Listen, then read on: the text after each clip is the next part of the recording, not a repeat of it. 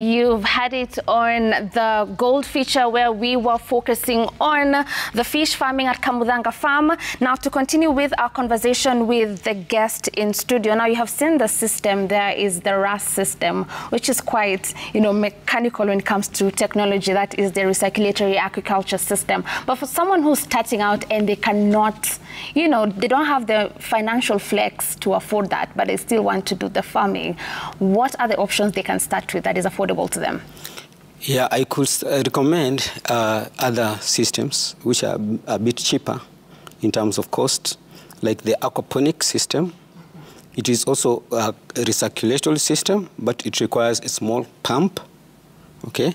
And then you grow fish together with vegetables, yeah, within a very small area. That one is for small-scale farmers. That is what we can recommend, because the RAS system is high energy dependent. That cost of production is very high, yeah, because of the cost of electricity and so on. Yeah, that's why we can recommend the aquaponic system. Yeah. Tukitazama hayo makala, kuna swala moja limenifurahisha sana, kwamba yule bingwa ambaye anazungumza hapo ni mwanafunzi wako. Yes, naam. Utanieleza zaidi kwa undani, lakini uniambie pia, mtu ametazama, umesikiza vizuri, na anasema atasomea kozi ipi ndio aelewe namna mundia ameelewa. Yeah. So, huko Egerton University tuko na program inaitwa Applied Aquatic Sciences. Mimi mwenyewe nilisomea hiyo course. Huyo kijana mmemwona bingwa huko, tulimfunza huko, tulimtrain. Na pamoja na wengi zaidi. Kwa hivyo tuko na hizo programs, and they are very, very important in this economy if you look at the contribution in terms of the blue economy. Yeah. Now, for someone who doesn't have the privilege of going back to school to do their whole course in university, but they still want to do the farming, what other sources of information can they rely on, and information that also is very credible to help them in the science of fish farming? Yeah, I think they can get good information from extension officers, which we have in this country, especially those who are trained in the field of aquaculture or fisheries. Yeah, they can get a lot of information from there. But for example, I can say, like our university, we're thinking of coming up with very short courses for farmers, specifically for farmers, to be trained within counties. Okay. Yeah, okay. So like county-university partnership, to train fish farmers, like basics, yeah, of farming. Yeah. Umesema kwamba kuna basics, hizo umetaja. Yes. Tuanze taratibu. Kuna mtu ambaye anakutazama na anashangaa, huyu samaki napokwenda kumlisha, vyakula vyake ni vipi, na pia je, nitajua vipi kwamba havina madhara kwa yule samaki? Swali mzuri sana. Samaki akiwa kwa maji, kwa kawaida huwa anakula zile natural food kwa maji. Na hizo natural food ni zile wanyama wadogo wadogo tunawaita zooplankton. Kuna wale algae, wale anakaa green, maji inakaa green hivi, hiyo ni chakula ya samaki. Okay. Lakini sasa wakati unafanya ukulima ya samaki, hawana ile chance ya kupata hii chakula natural sana. So kuna zile tunaita supplementary feeds. Huwa zinakuwa formulated, zinakuwa manufactured, so there are some processors, kuna wenyewe wanatengeneza hizo chakula. So na kuna zingine unaweza jitengenezea kwa kwako, ukiangalia zile ziko available byproducts kwa nyumba yako ama kwa famu yako. Yeah. So chakula lazima iwekwe vizuri, isiwekwe mahali ambayo ile mycotoxins, zile zenye aflatoxins zinaweza ingia hapo, so unaweka mahali cool, dry, unaona, mahali kuzuri. Yeah. Now, what are the major challenges that fish farmers across the country face, and what are the solutions for the top challenges faced?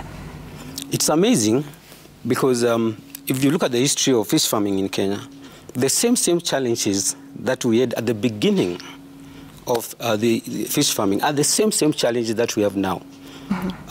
Because I can give a very brief history, because it started in the year 1900s, okay? Then 1940s we started already aquaculture in Kenya, by the colonial masters.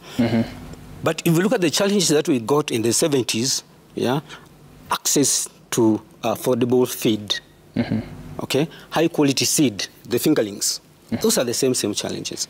Credit, capital, you asked about this question before. Yeah, and all these challenges of fish health, diseases, okay, they are the same challenges that our farmers are facing now, which means we need to think slightly differently, yeah, from the way we are doing our things. Yeah. Right. Inafurahisha kweli, lakini sasa tumezungumzia vyakula, tuangalie vidimbwi, ile fish ponds. Kuna different sizes? Kuna different sizes na kuna different types. Okay? Kuna zile vidimbwi za kuenda chini, so tunasita fish pond, na kuna hizi zingine tunasita raised, unaweza ijenga kuja juu. Okay. So isiende chini. Chimbe chochote? Usichimbe chochote. Unaweka mbao kando na kando mbao. Baadaye uweke ile karatasi tunaita liner. Okay. Alafu iko na maji. Tayari uko tayari na kidimbwi.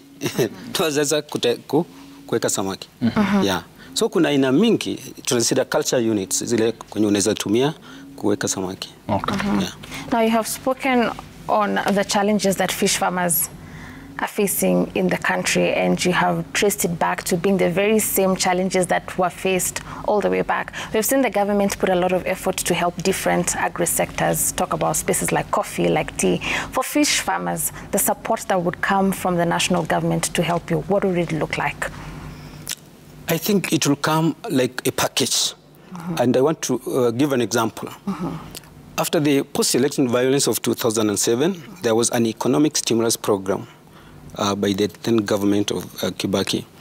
And in the aquaculture sector, there was funding provided to a tune of about 9 billion. Okay? And if you look at the history of the production of aquaculture in Kenya, that is the period then we almost doubled what was there before. Okay? So I can say that really if the government can fund the sector, just like it funds the other sectors, tea, coffee, you know, like subsidies, fertilizer, you know, we also need inputs in aquaculture. So the same way, we also need support from the government to achieve growth. Naam. Sasa nataka kukurejesha tena. Mimi nimefurahishwa na namna ambapo si lazima uchimbe. Si lazima upandishe mbao. Kuna mtu anakutazama na anaona kwamba ni kama umekatiza. Naomba sana ueleze kwa upana kidogo ndo tuelewe nikianza hivi, kwa sababu hiyo ndio rahisi na sitahitajika kuchimba sana. Iko namna hiyo. Unajenga ni kama unit yenye inainuka juu. So unaweka ukuta ya mbao, kiza unaweka ile karatasi tunaita liner, kuna ile nzito ile, unaifunganisha hapo, kisha unaweka tu maji. Okay. So tayari kuna kidimbwi ambayo iko raised, iko juu, sio lazima iende chini. Na uweke samaki wako ndani, bora ujue kiwango ya samaki unaweka, ile chakula inahitajika uweke, na ile kiwango inahitajika pia, usiweke zaidi ama kidogo. Okay. Itakuwa yeah. All right, now we are still on the conversation on captured fisheries, which is also a very important aspect in fish farming. Very briefly, tell us how it contributes to the economy of Kenya as well. Thank you so much for that question. Captured fisheries actually contributes more than aquaculture in Kenya. Okay. However, if you look at the lakes that we have in Kenya, and also part of the Indian Ocean, you find that the same challenges, global challenges, are the same ones we also face.